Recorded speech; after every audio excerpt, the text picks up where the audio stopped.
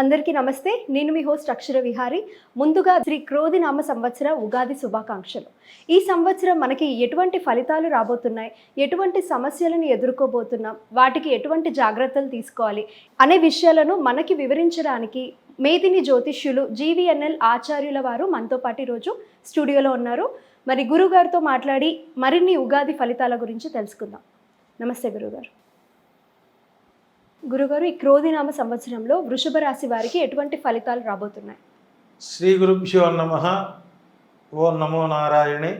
వృషభ రాశి ప్రేక్షకులకు శ్రీ క్రోధినామ సంవత్సర ఉగాది శుభాకాంక్షలు, శుభాశీస్సులు తెలియజేసుకుంటూ, ఈ సంవత్సరం మీకున్నటువంటి గ్రహస్థితులు మనం చూసినప్పుడు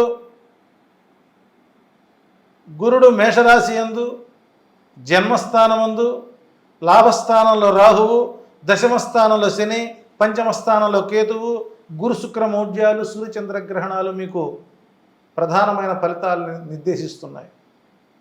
తత్ఫలితంగా ఆదాయం 2, వ్యయం 8, రాజ్యపూజ్యం 7, అవమానం 3గా కొనసాగుతుంది. విశేషించి ఈ వృషభ రాశి వారికి సంవత్సరం 35% మాత్రమే అనుకూలంగా ఉంటుంది. ఊరుకున్నంత ఉత్తమం, బోడుకున్నంత సుఖం లేదు అన్న చందంలో ప్రతి పనులు ఆటంకంగా జరుగుతాయి. కాబట్టి ఉన్నదేదన్నా ఉంటే తగు జాగ్రత్తలు తీసుకుంటూ ఈ ఉగాది పర్యంతం, ఉగాది వరకు ఎలాంటి నూతన కార్యాచరణ ప్రయత్నాలు చేయకుండా ఉండడం చెప్పదగినటువంటి సూచన. సో అన్ని విధాల కష్టదాయకంగానే ఫలితాలు వస్తున్నాయి. వాటిలో ఆ కష్టాలంటే మనం చెప్పుకుందాం. ఆదాయానికి మించిన ఖర్చులు, ప్రభుత్వ అధికారులు, పై అధికారుల నుండి చికాకులు, ఏసీబీ దాడులు జరిగే అవకాశాలు ఎక్కువ ఉంటాయి. ఇష్టం లేని ప్రతి ప్రాంతాలకు బదిలీ అవుతారు. తద్వారా కొంతకాలం లాంగ్ లీవ్ పెట్టుకునే పరిస్థితి ఏర్పడుతుంది. భార్యాభర్తల మధ్య అన్యోన్యత లేకుండా ఉండడం, బంధుత్వంలో ఒక స్త్రీ వల్ల కుటుంబంలో కలహాలు, బంధువర్గం వారితో విరోధాలు, అభిప్రాయ భేదాలు ఎక్కువ అవుతాయని చెప్పచ్చు. ప్రత్యక్షంగా కానీ పరోక్షంగా కానీ అధికార పార్టీతో చెందినటువంటి వ్యక్తులతో ఎక్కువగా భేటీ అయ్యే అవకాశాలు ఉన్నాయి. తద్వారా ధనము, సమయము, కాలము వ్యయం. కాబట్టి అటు అవకాశాలు వచ్చినా కూడా పోకుండా కూర్చోవడం అనేటువంటి ఉత్తమం. విద్యార్థులకు 2వ ఛాన్స్లో ఫలితాలు అనుకూలంగా ఉన్నాయి. వ్యవసాయదారులకు 2వ పంట అనుకూలంగా ఉంటుంది. ఆశించిన మేర దిగుబడి రాదు. తద్వారా రుణభారం పెరిగే అవకాశం ఉంది. ఇప్పుడు ధరలు తక్కువగా ఉన్నాయి. ఈ ధాన్యాన్ని దాచుకొని అధిక ధరలు అమ్ముకుందామని నిల్వలు చేసినటువంటి రైతాంగం మీద దాడులు జరిగేటువంటి అధికారుల యొక్క దాడులు జరిగే అవకాశాలు ఎక్కువ ఉన్నాయి.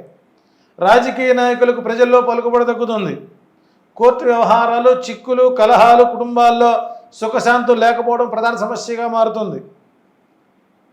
స్థిరాస్తిని అమ్మడం, ధన వ్యయం, జాయింట్దారులతో మనస్పర్ధలు, వ్యసనాలు పూర్తి స్థాయిలో మిమ్మల్ని అతపాతాడ దొక్కే అవకాశాలు ఎక్కువ ఉన్నాయి.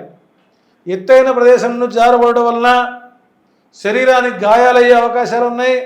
స్త్రీలతో విరోధాలు, ఉదర సంబంధమైన బాధలు, ప్రభుత్వ అధికారులతో విరోధం, కోర్టు వ్యవహారాల పరిష్కారానికి రావడం, వివాహాది శుభకార్యాలు నెరవేరడం, కొంతమేర ఉపశమనం కలిగించిన నూతన వ్యక్తులతో పరిచయమే మీ పాలడి శాపంగా మారే అవకాశం ఉంది. గురుగారు, ఈ రాశి వారికి అదృష్ట సంఖ్యలు ఏంటి, అలాగే అదృష్ట వారాలు ఏంటి, వాటికి ఎటువంటి పరిహారాలు చేసుకోవాలంటారు?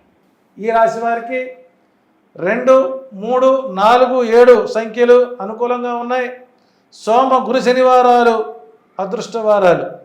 ఈ సంవత్సరం అవకాశం దొరికినప్పుడల్లా ఉలవలు నానబెట్టి గోవుకు ఆహారంగా పెట్టడం మంచి ఫలితాలు వస్తాయి. దర్భను ఆవునేత్తో కాల్చి ఆ భస్మాన్ని తిలకధారణ తీసుకున్నట్లయితే రాబోయేటువంటి ఉపద్రవాలని కొంతమేర అరికట్టుకునే అవకాశాలు ఉంటాయి.